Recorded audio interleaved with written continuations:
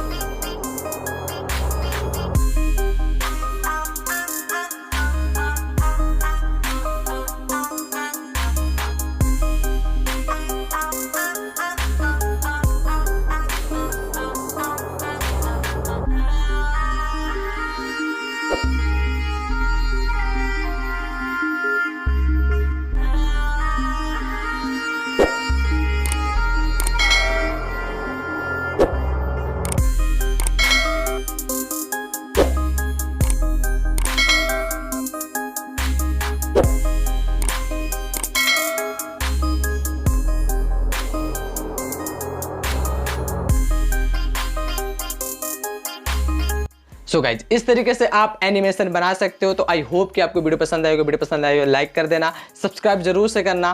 तो मिलते हैं नेक्स्ट वीडियो में, तब तक के लिए टेक केयर।